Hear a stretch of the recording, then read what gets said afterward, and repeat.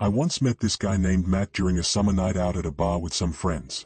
We were watching a Cubs game, and Matt and I hit it off chatting at the bar. As I talked with him, my group sort of drifted away, so Matt didn't really get a chance to interact with them. We exchanged Instagrams and I noticed he had a decent following. His page made him seem like your average guy in his 20s, outgoing, active, and into traveling. After swapping info, I went to rejoin my friends. Let's be real, when you meet another guy at a bar and exchange socials, you rarely follow up. You say you'll reach out, but once you're sober, you never do. That's just how it goes. But the next day, a Saturday, I went out again with friends for my buddy Tyler's birthday. It was an outdoor bar on the water, and I posted an Instagram story while we were singing for him. About an hour later, after dinner, we were hanging out near the bar when I felt a tap on my shoulder. It was Matt. He greeted me with a smile and said this was his go-to Saturday night hangout. I introduced him to my friends, joking, "You guys remember Matt?" Even if they hadn't really met him, they had at least seen him the night before. He hung out with us for a while, and it was fine. Everyone was drinking and in good spirits. Next time I saw Matt, he invited me to play golf. I'm not good at it, but I've always wanted to improve, so I agreed. It was just the two of us on a Sunday morning.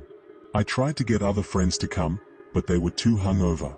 We played 9 holes, took about 2 hours, grabbed some food after, and then I headed home to relax before work.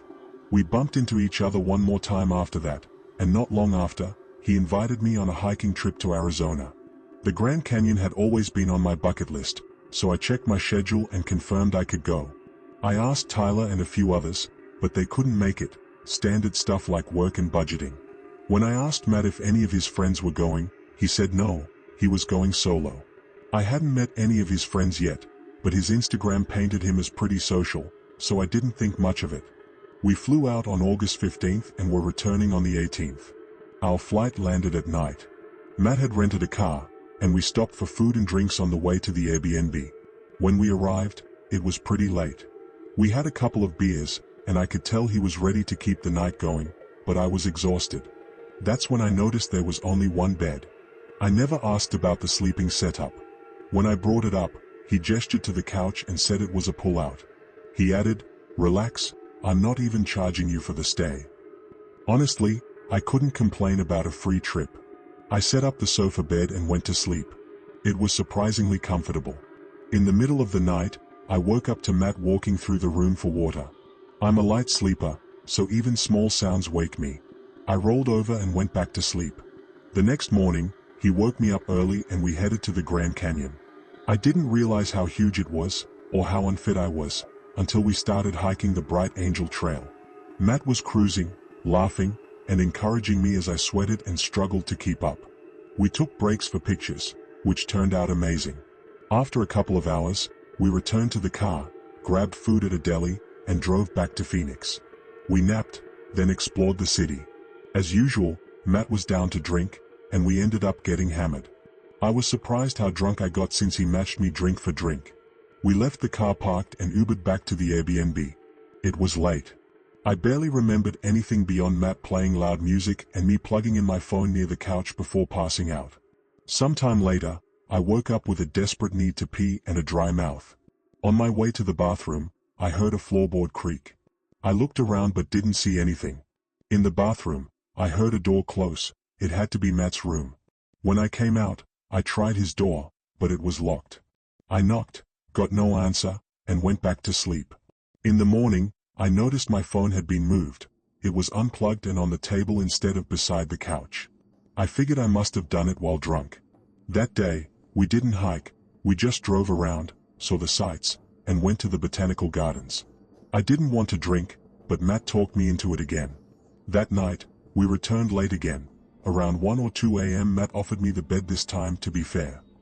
I agreed, brought my stuff into his room, and went to sleep without locking the door. The locks were the basic kind you could open with a butter knife anyway. I wish I could say the trip ended peacefully, but it didn't. I woke up that night, unsure why. It was like I had heard something in my sleep. I looked around and noticed my phone was gone. I had left it charging next to the bed. Now, only the cord dangled from the outlet. I looked around, and when I checked the other side of the bed, I screamed, Matt was lying on the floor, face down, seemingly asleep. I yelled, "What are you doing?" He looked up, confused, saying he must have blacked out and wandered in. But that didn't explain how he ended up on the far side of the bed, away from the door. I accused him of taking my phone. He played dumb and suggested it might have fallen under the bed. He looked under and, almost too quickly, pulled it out, saying, "Bro, here it is."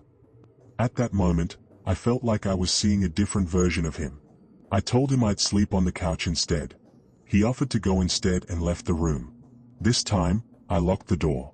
If it had just been that, I might have brushed it off as drunken stupidity. But I woke up again later, and this time, Matt was standing at the foot of the bed. I could only see his outline. He sat down and started rubbing my foot. I shouted at him to leave. When he didn't move, I pushed him off the bed and forced him out. He sat on the couch silently, watching me pack. It was like a horror movie. I ordered an Uber and left for the airport immediately. He didn't stop me. I arrived just as the sun rose and waited hours for the flight. I even paid extra to switch seats so I wouldn't sit near him. I didn't tell anyone until later that day. My friends weren't shocked. They reminded me both times we met Matt, he was alone. I realized he probably saw my Instagram story and came to the bar intentionally. Total stalker behavior. I blocked his number and Instagram.